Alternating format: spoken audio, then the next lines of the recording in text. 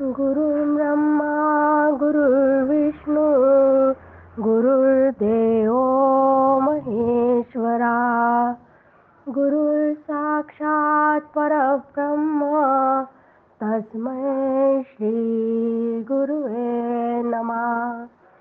मला वाटते अंतरी त्वावसावे तुझ्या दासबोधासी त्वाबोध व्हावे. अपत्या परी पाववी प्रेम ग्रासा महाराज या सद्गुरु रामदासा.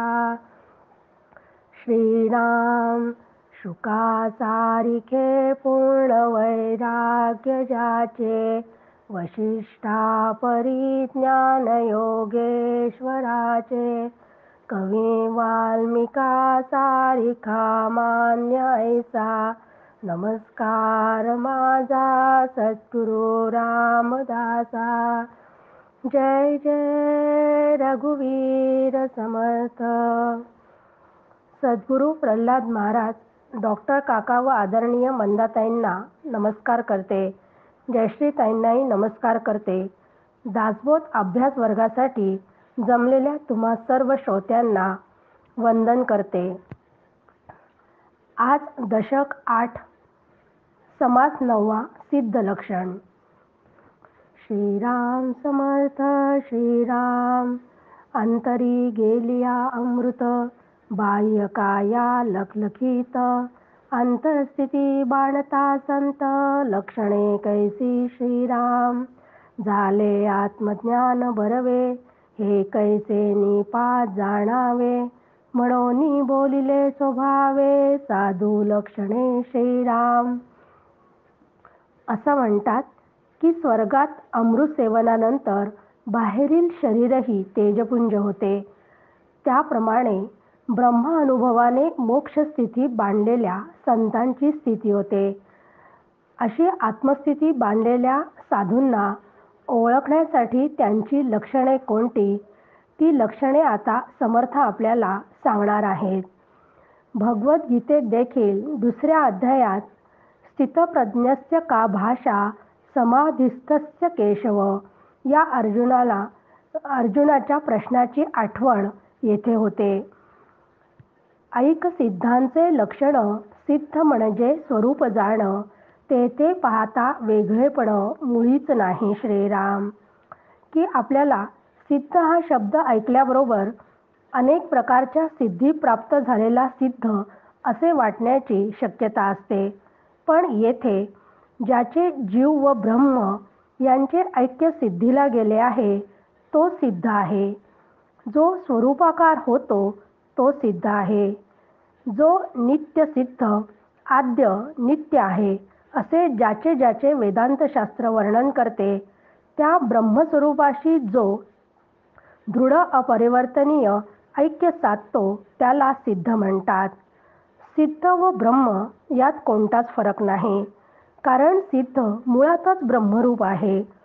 अशा सिद्ध पुरुषाला आलेला आत्मानुभव स्वसंवेद्य असला तरीही त्या सिद्धाची लक्षणे साधकाला ओळखता आली पाहिजे.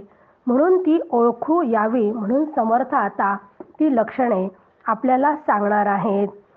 जवळपास 23 लक्षणे या सिद्धांची म्हणजेच ज्ञानाची सांगितलेली आहेत. अशी लक्षणे असणारा सत्पुरुष ब्रह्मज्ञानी असतो.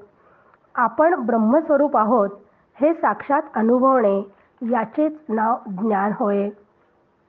या ज्ञानाने केवळ अज्ञान निवृत्त होते. आपण जीव आहोत, शांत व संसारी आहोत या कल्पनेने निर्माण केलेली भ्रांती नाहीशी करणे हे ज्ञानाचे कार्य आहे. ज्ञानी माणूस स्वतःला पंचमहाभूतांचा पुतळा म्हणजे देह समजत नाही, कारण जगाकडे तो ब्रह्मदृष्टीने अथवा आत्मदृष्टीनेच पाहत असतो. अशा ज्ञानी पुरुषांची लक्षणे 9व्या ओळीपासून समर्थ सांगत आहेत. ही लक्षणे जाणून घेऊन ती अंगीकारण्याचा प्रयत्न साधकाने करावा. सदा 9वी ओवी. सदा स्वरूपानुसंधान हे मुख्य साधूचे लक्षण, जनी असोन आपण जना वेगळा श्रीराम. स्वरूपी दृष्टी पडता तुटून गेली संसार चिंता, पुढे लागली ममता निरूपणाची श्रीराम. की ज्ञानी पुरुष म्हणजेच सिद्ध पुरुष सतत आत्मानुसंधानात राहतो. ज्याप्रमाणे एखादी सर्व्हिस करणारी स्त्री जेव्हा आपल्या लहान मुलाला घरी ठेवून ऑफिसमध्ये कामाला जाते, तेव्हा क्षणभरही तिला मुलाचा विसर पडत नाही. त्यासाठी अधूनमधून ती फोन करून सतत घरी विचारत असते, त्याने दूध पिले का, त्याने काही खाल्ले का, तो झोपला का, अशी थोड्या थोड्या वेळाने ती चौकशी करत राहते. म्हणजे शरीराने म्हणजे देहाने ती ऑफिसमध्ये असली तरी तिचे चित्त मात्र त्या मुलाशीच एकरूप झालेले असते. तसेच ज्ञानी म्हणजे सिद्ध पुरुष या जगात देहाने वावरत असताना मी सच्चिदानंद आत्मस्वरूप आहे हे त्यांचे अनुसंधान क्षणभरही विचलित होत नाही. अशा जीवनमुक्ताचे मन व शरीर प्रारब्धानुसार चालत असताना आपले जे मूळ स्वरूप आहे त्या स्वरूपाचे अनुसंधान साधूंचे कधीच सुटत नाही. लौकिक व्यवहार करताना ते आपल्याला दिसत असतात, पण व्यवहार करताना ते त्यापासून मात्र अलिप्त असतात. कारण सतत स्वरूपानुसंधानात राहणे व अनासक्त वृत्ती ही दोन लक्षणेच या ओवीत त्यांना आलेली आहेत. सतत अंतःकरण वृत्ती स्वरूपाशी एकरूप होऊन त्या अनुसंधानात असल्याने संसाराविषयी अनुकूल प्रतिकूल ज्या सतत घटना घडत असल्या तरी अनासक्त वृत्तीमुळे त्या घटनांचा परिणाम साधूंवर होत नाही. कारण संसाराची चिंताच त्यांना राहत नाही.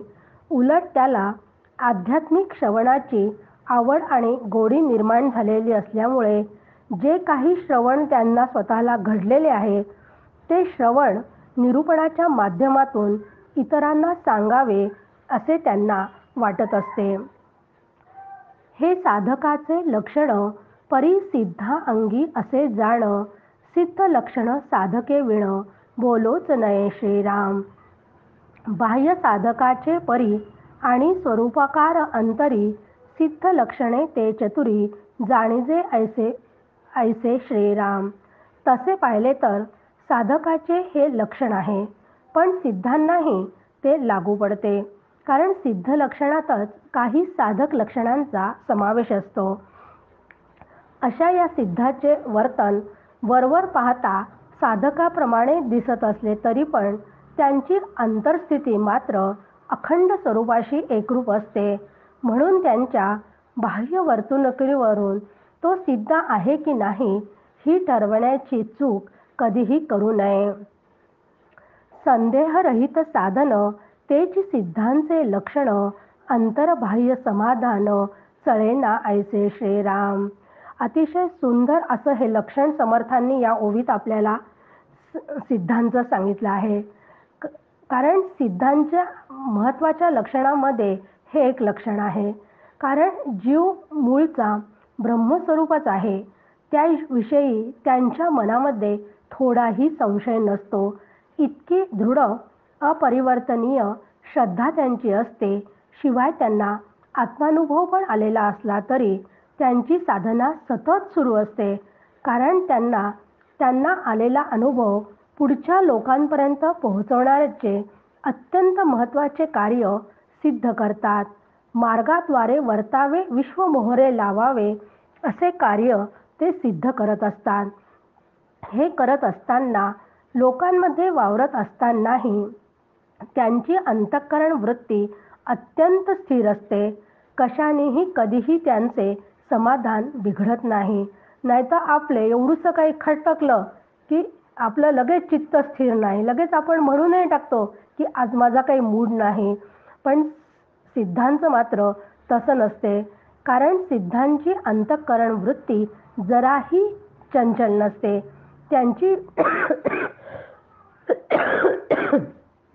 त्यांची बुद्धिवृत्ती निश्चल असते. तीच बुद्धिवृत्ती स्वरूपाकार होते. देहाने अनेक प्रकारच्या हालचाली कामे करत असताना ते स्वरूपाच्या अनुसंधानापासून जराही ढळत नाहीत. एकदा स्वरूपाचा अनुभव आला, वृत्ती स्वरूपाशी स्थिर झाली की आळसाप्रमाणे पडून राहिले किंवा सतत कार्यमग्न राहिले तरी त्यांची ती वृत्ती निश्चळच असते. अशी अंतर्स्थिती असणारा माईक प्रपंचापासून नित्य निवृत्त राहून भगवंताच्या अनुसंधानात अखंड मग्न असतो तेच खरे साधुत्व होय. बाह्य भलतैसे असावे, परी अंतर स्वरूपी लागावे, लक्षणे दिसती स्वभावे, साधू अंगी श्रीराम. की अशा या जीवनमुक्ताकडे बहिरंगाने पाहिले तर तो मुक्त अशी कोणतीच लक्षणे दिसत नाही. त्याचा बाह्य पोशाख, त्याची प्रापंचिक स्थिती, त्यांच्या आजूबाजूची परिस्थिती, देह, शिक्षण या सर्वांमध्ये विविधता दिसत असली तरी अंतरंग मात्र स्वरूपानुभवाने भरून गेलेले असतात. साधू दिसती वेगाळले परी ते स्वरूपी मिळाले, कारण त्या सगळ्यांची अंतर्स्थिती स्वरूपापाशी स्थिर झालेली असते. देह व जगत मिथ्या आहे अशी निवृत्ती अंतरंगात झालेली असते. त्यामुळे बाह्य जीवन अगदी सर्वसामान्यांसारखेच असते. म्हणून अशा सिद्धांचा सामान्यांसारखेच असते म्हणून त्यांना लवकर आपल्याला ओळखता येत नाही. पण त्यांना ओळखण्यासाठी त्या सिद्धांचा स्वभाव व मनोरचनाची असलेली लक्षणे त्यांच्या सहवासात राहूनच शिकावी लागतात. राजी बैसता अवलीळा, अंगी बाणे राजकळा, स्वरूपी लागता ज्वाळा, लक्षणे बाणती श्रीराम. की सतत त्यांच्या सहवासात राहिलं तरच त्यांच्या अंतर्स्थितीची कल्पना आपल्याला येते. कारण सामान्य माणसांचं कसं असते की कुठल्याही गोष्टीचा चेहऱ्यावर एकदम भाव उमटतात. म्हणजे एखादा क्रोधी असेल, एखादा लोभ करणारा असेल किंवा विषयांची आसक्ती असणारी अशी जर कोणी व्यक्ती असेल तर त्याच्या डोळ्यांवरून, त्याच्या हालचालींवरून, त्याच्या चेहऱ्यावरून त्याच्या अंतरंगात काय सुरू आहे हे गुण लगेचच प्रगट होतात. एखादा सत्ताधीश असेल तर त्या सत्ताधीशाला सत्ता मिळाली की आपोआपच सत्ताधीशाची लक्षणे त्याच्या अंगी प्रगट होतात व तसे तो वागतो.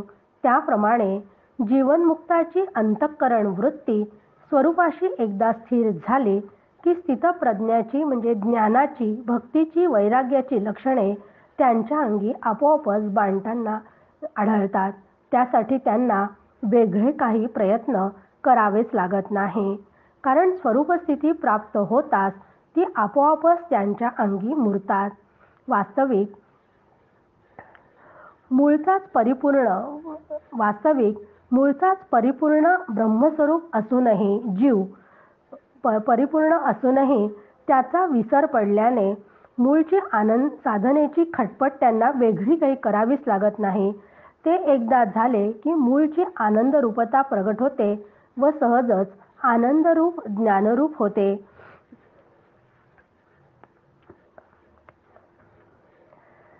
अभ्यासाचा मुकुटमणी वृत्ती राहावी निर्गुणी, संत संगे निरूपणी, स्थिती बाणे श्रीराम.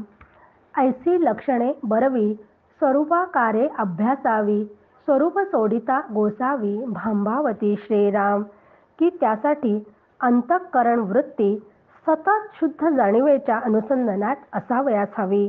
त्यासाठी सतत अभ्यास करायला हवा.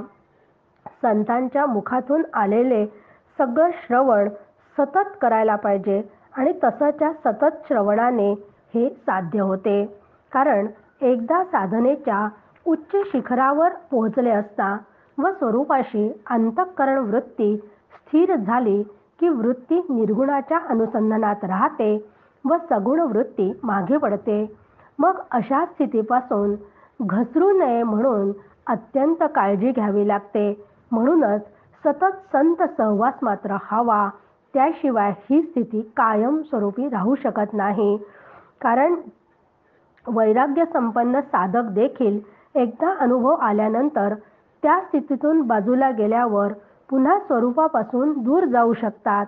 म्हणून साधकाने नेहमी अनुभव आल्यानंतरही संत सहवास करणे अत्यंत आवश्यक आहे.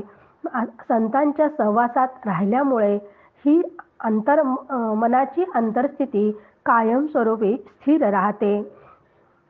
आता असो हे बोलणे, ऐका साधूची लक्षणे, जेणे समाधान बाणे साधका अंगी श्रीराम. की आतापर्यंत जो अनुषंगिक विषय सांगितला तो आता पुरे झाला. कारण साधकाला साधूची लक्षणे ओळखता येऊन समाधान वाटेल अशा रीतीने ती आता सांगू. आता इथून पुढे समर्थ आपल्याला साधकांची लक्षणे सांगायला पुन्हा सुरुवात करत आहेत. स्वरूपी भरता कल्पना, तेथे कैसी उरेल कामना, म्हणून या साधूजना कामची नाही श्रीराम. कल्पिला विषयो हातींचा जावा, तेने गुणे क्रोध यावा, साधूजनाचा औक्ष ठेवा जाणार नाही श्रीराम. म्हणून ते क्रोध रहित, जाणती स्वरूप संत, नाशिवंत हे पदार्थ सांडून या श्रीराम. की एकदा अंतःकरणाची वृत्ती साधूची स्वरूपाची स्थिर होऊन त्याला अनुभव आला की त्याला कुठल्याच गोष्टीची इच्छा कामना राहत नाही. मग मला हे हवे, मला ते हवे असा कुठलाच संकल्प त्यांच्या मनात उठत नाही. एकदा कल्पना स्वरूपाशी लीन झाली की हवे नको पण संपते. कारण जीव ब्रह्मरूप झाल्यानंतर आता संकल्प कोणाला होणार आहे? कारण जीव आणि ब्रह्म यांचं ऐक्य झालं आहे. मग आता तिथं दुसरा कोणी शिल्लकच नाही. मग संकल्प कोणाला होईल? कारण जीवाचं ब्रह्माशी ऐक्य झालं की दुसरा कोणी तिथं शिल्लकच राहत नाही.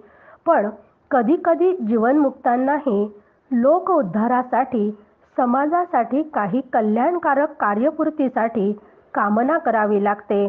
त्यासाठी कधी कधी ते संकल्पही करतात. पण त्यामागे स्वतःचा स्वार्थ किंवा सुखासाठी त्यांचा कामना किंवा संकल्प कधीच नसतो. केवळ जनकल्याणासाठी ते कार्य करत असतात. समर्थांचं चरित्र वाचलं तर आपल्या लक्षात येईल. कारण समर्थांना तर प्रत्यक्ष ब्रह्मानुभव होता, प्रत्यक्ष रामाने दर्शन दिलेलं होतं. पण समाजाचा उद्धार करण्यासाठी त्यांनी काही संकल्प केले होते. काशीमध्ये पडलेलं स्वप्नसुद्धा त्यांनी साकार करून दाखवलं होतं. महाराष्ट्र धर्म वाढवावा हेही त्यांचं स्वप्न शिवाजी महाराजांच्या माध्यमातून त्यांनी पूर्णत्वात नेलं होतं. म्हणजे एखादी इच्छा कामना केल्यानंतर हवी ती गोष्ट मिळाली नाही तर सामान्य लोकांना संताप येतो. संतापापायी क्रोध अनावर होतो व त्याचे परिणाम सर्वांनाच भोगावे लागतात.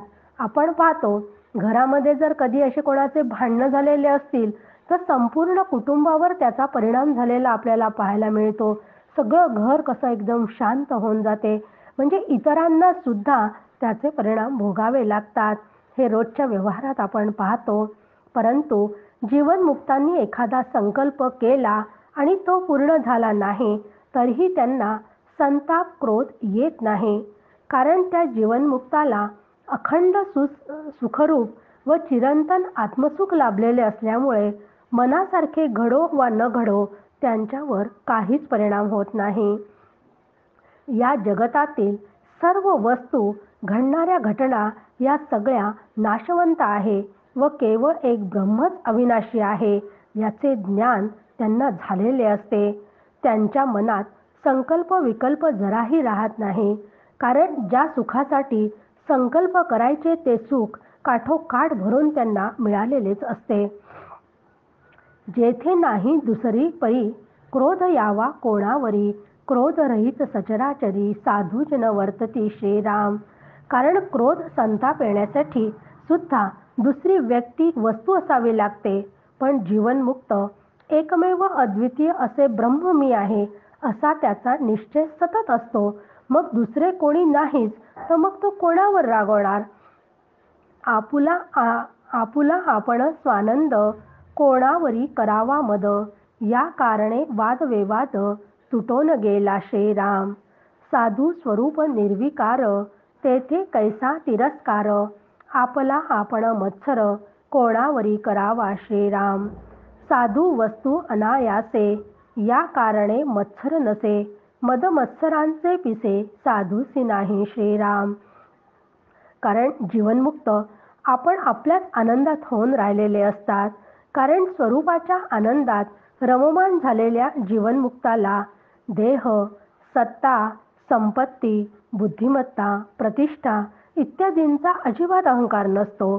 अहंकार नसल्याने कोणाबद्दल ईर्ष्या, द्वेष, मत्सर किंवा कोणाशी तुलना करण्याची शक्यताच नसते. पण सामान्य माणसांना मात्र सतत इतरांशी स्पर्धा, ईर्ष्या केल्याशिवाय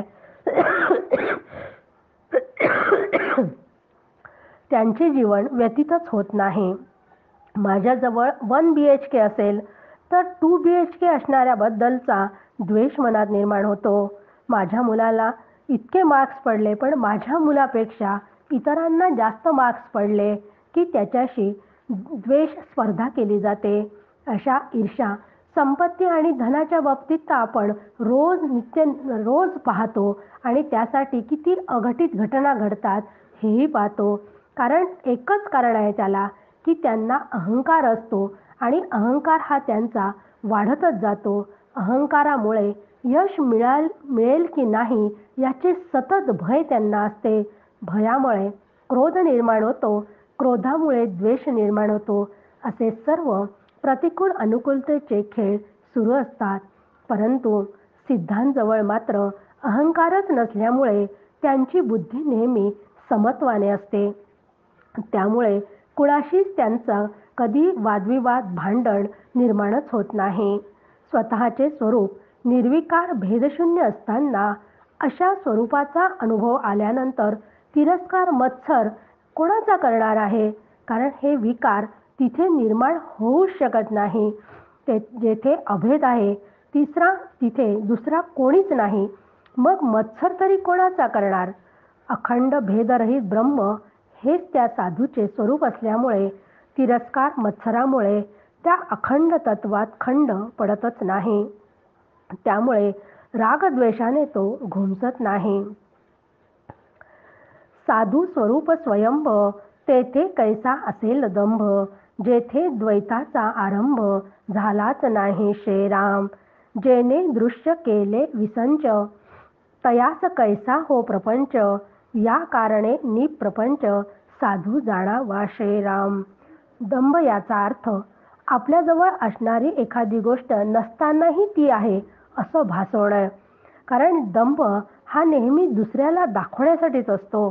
द्वैतरहित नित्यसिद्ध स्वरूपात दुसरा कोणीच नसल्याने दंभ कसा असेल? ज्याने दृश्य जगाचा बाधच केलेला आहे त्याच्यासाठी प्रपंच उरतच नाही. त्यामुळे साधू कधीही प्रपंचाच्या रहाट चक्रात न अडकता त्यापासून अलिप्त राहतो. लोकांना ते प्रपंच करतात आहे असे वाटते. त्यांच्या मते ते प्रापंचिकही आहेत पण परमार्थ दृष्टीने तो नसतो. तुकाराम महाराज, एकनाथ महाराज हे जीवनमुक्त होते. प्रपंच करीत असतानाही ते प्रपंचात कधीच लिप्त झाले नाही. त्यांच्यासाठी अवघे ब्रह्मांड म्हणजे त्यांचे घर असते. अवघे ब्रह्मांड त्यांचे घर. पंचभूती कहा जो जार. मिथ्या जाणून सत्वर त्याग केला श्रीराम. या कारणे लोभ नसे साधू सदा निर्लोभ असे. जयाची वासना समरसे शुद्ध स्वरूपी श्रीराम. की पंचमहाभूतांपासून निर्माण झालेले संपूर्ण जग, अवघे ब्रह्मांड मिथ्या आहे हे जाणून घेऊन त्या मिथ्या जगाविषयी वैराग्य धारण करून जो विश्वव्यापी होऊन राहतो त्याने जगताचा विचारांनी त्याग केलेला असतो. वैराग्यामुळे आसक्ती पण राहत नाही.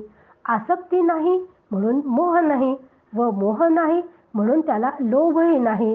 मग लोभ त्यांना कधीच स्पर्शही करत नाही. लोभ वासनेमुळे निर्माण होत असतो पण या साधूची वासनात ब्रह्मात लीन होते म्हणजे तो शुद्ध स्वरूपाशी एकरूप झाला आहे. मग तिथं लोभ, मोह, मत्सर या विकारांचा प्रश्नच उद्भवत नाही. कारण स्वरूपाशी एकरूप झाल्यानंतर तो तिथं एकटाच आहे. मग तो कोणाचा लोभ करणार आणि कोणाचा मोह, कशावर मोह करणार या गोष्टींचा काही संबंधच राहत नाही. आपुला आपण आघवा, स्वार्थ कोणाचा करावा, म्हणून तो साधू तो जाणावा, शोकरहित श्रीराम. म्हणून एकमेव अद्वितीय ब्रह्माशी ऐक्य साधले असता तेथे स्वार्थ शिल्लकच राहत नाही. कारण स्वार्थासाठी दुसरे कोणीतरी हवेच. जिथे आता दुसरे म्हणजे वेगळेपण काहीच नाही, तेथे इतरांच्या धन सत्ता संपत्तीबद्दल शोक करण्याचा प्रश्नच राहत नाही. कारण शोक किंवा दुःख आपण केव्हा करतो की एखादा आपल्याजवळ धन नसले की आपण दुःखी होतो, सत्ता नसली की आपण दुःखी होतो. राजकारणाच्या लोकांचं तर आपण पाहतो ना की सत्ता नसली की ते कुठल्या थरापर्यंत होतात, कारण त्यांना सत्ता नसली की दुःख होते. पण आपण दैनंदिन जीवनात हे नेहमीच पाहतो की संता संपत्तीमुळे किती वाद भांडणे तंटे सुरू असतात व त्यातून नसलेले दुःखच मनुष्य ओढावून घेतो आणि दुःख निर्माण झालं की त्याचं रूपांतर शोकामध्ये होतं आणि शोक निर्माण होतो. दृश्य सांडूनी नाशिवंत, स्वरूप सेविले शाश्वत, या कारणे शोकरहित साधू जाणावा श्रीराम. शोके दुखवावी वृत्ती, तरी ती जाहली निवृत्ती, म्हणून साधू आदी अंती, शोकरहित श्रीराम.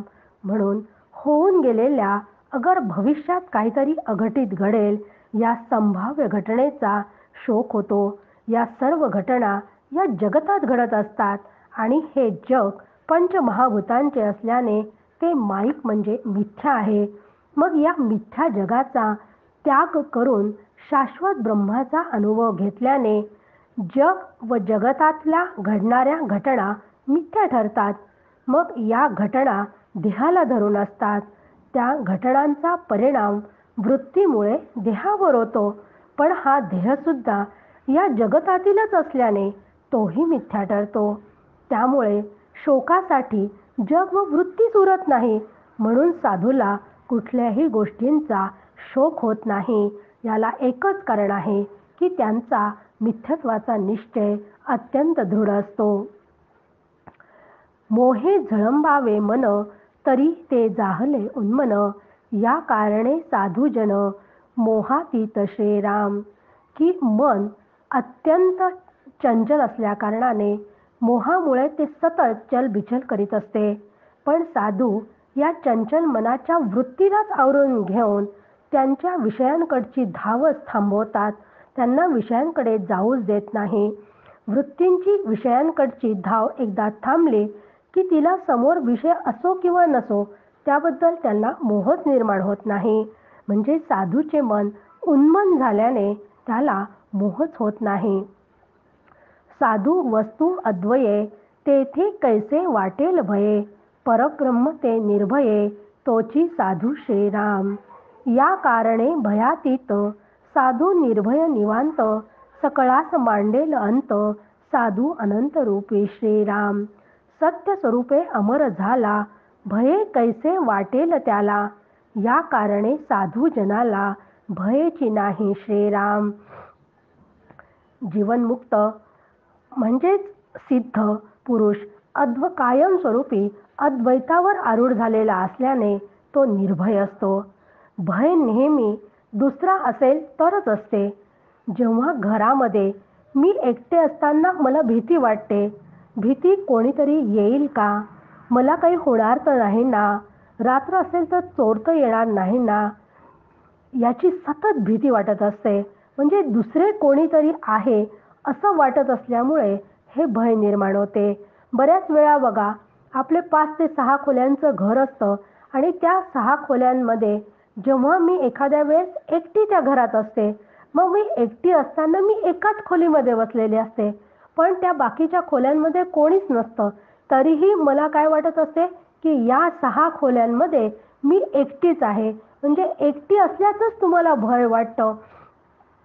कारण तिथे दुसरं कोणीतरी येईल आणि काहीतरी करेल हे भय सतत मनात असतं. रस्त्याने जात असताना सुद्धा आपण एकटे चाललो तर मला असं वाटते की माझ्याजवळ जर पैसे असेल तर माझी पर्स कोणी हिसकावून घेईल का, असं हे भय सतत मनात असते. म्हणजे दुसरं असले की भय असते. आणि सगळ्यात जास्त भीती तर माणसाला वाटत असेल तर ती भीती मरणाचीच वाटते. आपण मरणार ही कल्पना सुद्धा त्याला भयभीत करते. तेथे सुद्धा शरीर सोडणारा व ते सोडायला भिणारा असे दोन आहेत. म्हणून दोन आहेत तिथे भय आलेच. म्हणूनच मरणाचे सुद्धा भय वाटते. साधूंना मात्र कशाचीच भीती नसते, भय नसते. ते निर्भय असतात. हे जग माईक आहे. माझा देह देखील त्या जगतातील असल्यामुळे तोही माईक आहे. आणि जे जे माईक असते ते नाशवंत असते. म्हणून एक दिवस या जगाचा नाश होणार आहे. तसाच माझा देखील देह एक दिवस जाणार आहे, हे नक्की आहे. कारण रोज कोणाचा ना कोणाचा देह गेलेला आपण ऐकतो, पाहतो. असं ठरलेले असतानाही साधू मात्र अविनाशी असतात. कारण स्वरूपाचं ज्ञान असल्यामुळे एकमेव सत्य असलेल्या ब्रह्माशी साधू एकरूप झाल्याने त्यांना मरणाचे भय वाटत नसते. तुकाराम महाराज म्हणतात, जव जव दुजे मांडे तव तव संसार भय जोडे. जोपर्यंत दुसरे आहे तोपर्यंत भय आहे. उपनिषद सांगते की द्वितीया द्वयी भयम भवती. जिथे दुसरा म्हणून कोणी अनुभवाला येतो तिथं तोच भयाला कारण होतो. म्हणून या दुसऱ्या जाणीवेतून हे सर्व ब्रह्म आहे असा अनुभव आल्याशिवाय सुटका होत नाही.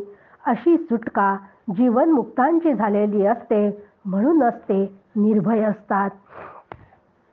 जेथे नाही द्वंद्व भेद, आपला आपण अभेद. तेथे कैसा उठेल खेद, देहबुद्धीचा श्रीराम.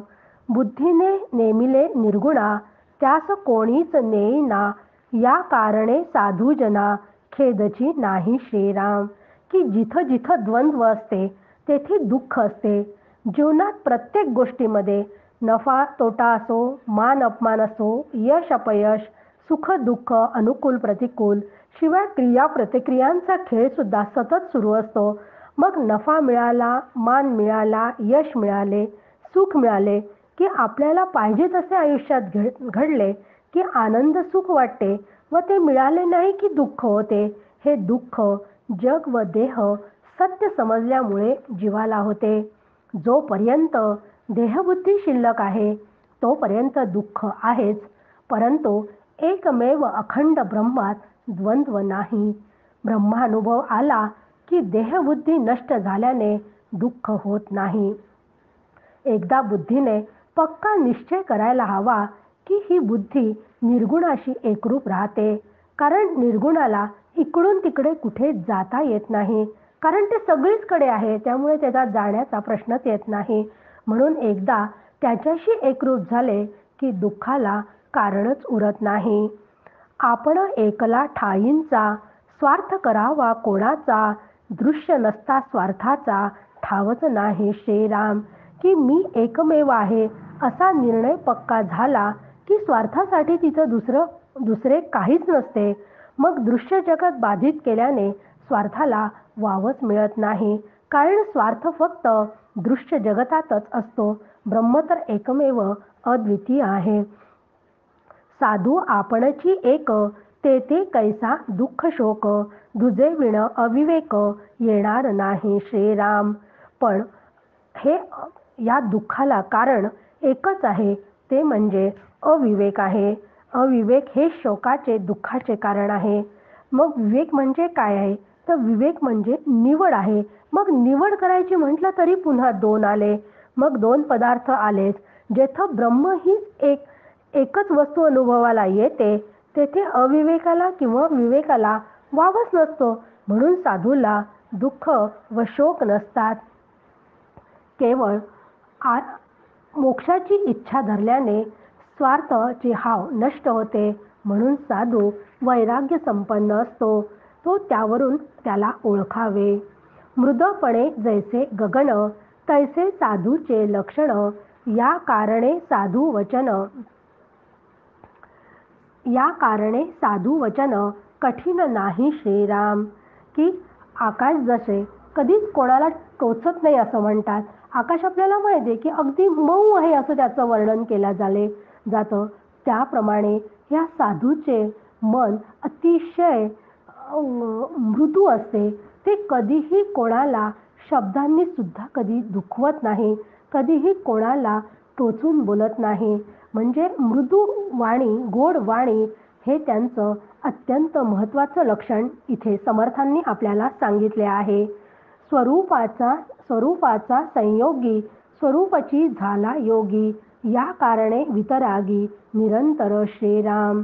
की जीवाचा स्वरूपाशी संयोग झाल्याने योगी झालेला साधू मिथ्या जगताविषयी सतत अनासक्त असतो.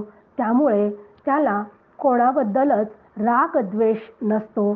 तो सगळ्यांपासून अनासक्त राहिलेला असतो. स्थिती बाणता स्वरूपाची, चिंता सोडली देहाची, या कारणे होणाराची चिंता नसे श्रीराम. की हे केव्हा शक्य हो असं होणं? जेव्हा देहबुद्धी नष्ट होते. देहबुद्धी नष्ट होऊन आत्मबुद्धी स्थिर झाली की देह आणि देहसापेक्ष प्रपंचाची त्याला काळजीच वाटत नाही. मग आता काय होणार, कसं होणार याची त्याला अजिबात चिंता वाटत नाही. नाहीतर आपलं आयुष्य तर आता काय होणार आणि कसं होणार या विवेचनामध्येच संपून जाते. स्वरूपी लागता बुद्धी तुटे अवघी उपाधी, या कारणे निरोपाधी साधू जण श्रीराम. की साधू निरुपाधिक असलेल्या या स्वरूपाशी एकनिष्ठ झालेले असतात, म्हणजे एकरूप झालेले असतात. म्हणजे त्यांची बुद्धी तिथं स्थिर झालेली असल्यामुळे सगळ्या उपाधींपासून ते बाजूला झालेले असतात.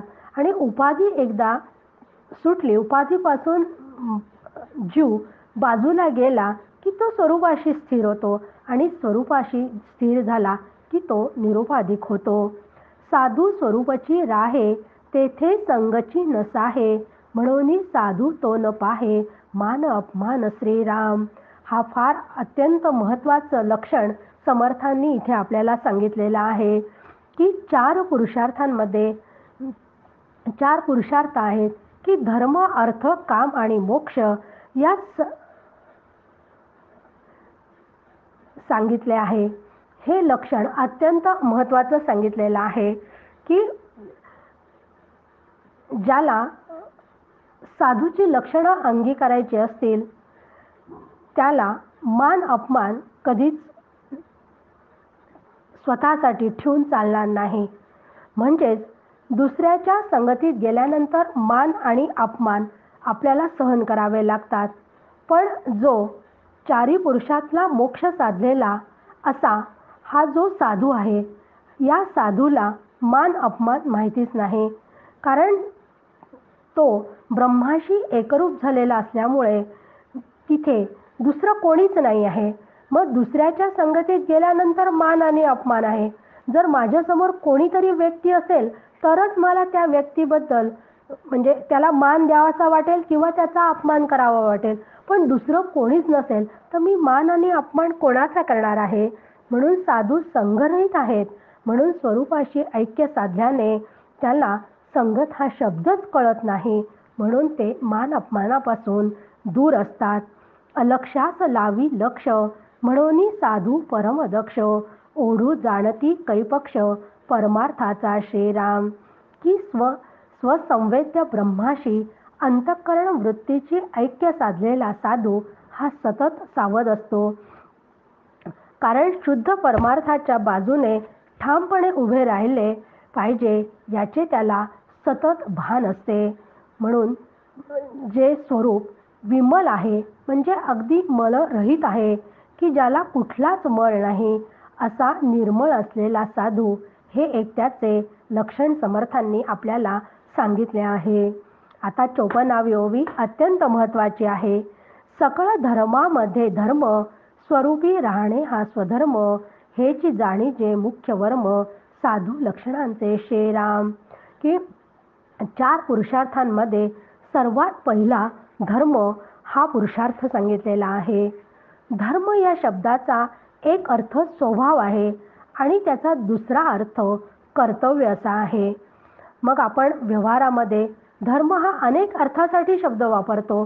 पितृधर्म आहे, पुत्रधर्म आहे, शेजार धर्म आहे, कुळधर्म आहे, राष्ट्रधर्म आहे, इत्यादी अनेक धर्म तर आहेतच, शिवाय देह, मन व व्यवहार यांच्याशी निगडित कर्तव्य रूप धर्म सुद्धा आहे. धर्म या शब्दाचा अर्थ स्वभाव आणि स्वभाव म्हणजे स्वतःचे अस्तित्व आहे असा त्याचा अर्थ असल्यामुळे स्वधर्माचा सुद्धा स्वतःच्या अस्तित्वाशी म्हणजेच स्वरूपाशी संबंध असला पाहिजे. म्हणूनच इतर कोणत्याही धर्मांपेक्षा स्वरूप धर्म सर्वश्रेष्ठ धर्म आहे असे इथे समर्थ आपल्याला या ओवीत सांगत आहेत. भगवान श्रीकृष्ण सुद्धा म्हणतात, सर्व धर्मान परित्यज्य मामेकम शरणं व्रज. संत तुकाराम महाराज म्हणतात, तुका म्हणे आम्हा कळले त्याचे वर्म, जे जे कर्म धर्म नाशवंत. की स्वरूप धर्म सोडून केलेले सर्व धर्म पाळणे अत्यंत गरजेचे असले तरी ती सर्व कर्तव्य धर्मात मोडतात. म्हणून कर्तव्य कर्म देखील नाशवंत आहे. म्हणजे इतर जी सगळी धर्म, पुत्रधर्म वगैरे ही जी सगळी धर्म आहे हे करायचे आहेच, परंतु हे सुद्धा कर्तव्य कर्म असल्यामुळे ते नाशवंत आहे. हे आमच्या लक्षात आले की सर्व धर्मांमध्ये स्वरूपाकार होऊन राहणे हा सर्वश्रेष्ठ धर्म आहे. इतर सर्व धर्म गौण आहेत हे साधूंनी जाणलेले असते. अशी धार्मिकता हे त्यांचे एक अत्यंत महत्त्वाचे लक्षण आहे. धरिता साधूची संगती आपणास लागे स्वरूपस्थिती, स्वरूपस्थितीने बाणती लक्षणे अंगी श्रीराम. ऐसी साधूंची लक्षणे अंगी बाणती निरूपणे, परंतु स्वरूपी राहणे निरंतर श्रीराम. की अशी लक्षणे ज्यांनी अंगी बांधलेली असतात अशा साधूंच्या संगतीत अधिकार संपन्न होऊन यथार्थ श्रवण घडले की सहजच त्यांची स्थिती लाभते व त्यांच्या अंगी असणारे लक्षणेही अधिकारी साधकांच्या अंगी बांधतात. मात्र त्यासाठी सतत वृत्ती आत्माकार राहिली पाहिजे. निरंतर स्वरूपी राहता स्वरूपची होईजे तत्वता, मग लक्षणे अंगी बाणता वेळ नाही श्रीराम. की अशी सतत वृत्ती स्वरूपाकार ठेवली तर ती स्वरूपच होऊन राहते. नंतर ती लक्षणे अंगी बांधण्यास अजिबात उशीर लागत नाही. स्वरूपी राहिल्या मती अवगुण अवघेची सांडती, परंतु यासी सत्संगती निरूपण पाहिजे श्रीराम. आणि अशी सतत वृत्ती स्वरूपाकार राहिली की आपल्यामध्ये असलेले सगळे अवगुण नाहीसे होतात. म्हणजे वृत्ती जेव्हा स्वरूपाशी एकरूप होते तेव्हा आधी अंगी असलेले अवगुण म्हणजे आधी विषयांमध्ये अडकल्यामुळे मोह मद मत्सर काम यातून त्यांची सगळी सुटका होते. देहाला सत्य समजल्यामुळे मला हे हवे ते मनासारखे मिळाले नाही तर इतरांकडून ते बळजबरीने घेणे, अशा राक्षसी वृत्ती, आसुरी वृत्ती त्याच्या नष्ट होतात. पण अशा अवगुणांपासून सुटण्यासाठी ज्यात कर्म, उपासना, वैराग्य, योग, वेदांतांचे निरूपण असते अशा सत्संगामध्ये सतत राहिले पाहिजे. ते श्रवण केले पाहिजे आणि ते अंगीकारले पाहिजे. सकळ सृष्टीच्या ठाई अनुभव एकची नाही, ते बोलिजेल सर्वही पुढिले समासे श्रीराम. की जगात या परमार्थाच्या संदर्भात अनेक प्रकारचे विचार सांगितले जातात. त्यात अत्यंत विविधता आढळते. ही सर्व विविधता पुढील समासात सांगू असं समर्थ आपल्याला इथे सांगत आहे. कोणे स्थितीने राहती कैसा अनुभव पाहती, रामदास म्हणे श्रोती अवधान देणे श्रीराम. की असे वेगवेगळ्या पद्धतीने आपले विचार सांगणारे कुठल्या स्थितीमध्ये असतात, त्यांची स्थिती काय आहे, त्यांच्या अनुभवाचे स्वरूप काय आहे हे मी तुम्हाला पुढच्या समासात सांगेल असं समर्थ आपल्याला सांगत आहेत. आणि ते श्रोत्यांनी लक्षपूर्वक ऐकावे असे मी रामदास आपल्याला म्हणतो असं समर्थ आपल्याला सांगत आहेत. जय जय रघुवीर समर्थ.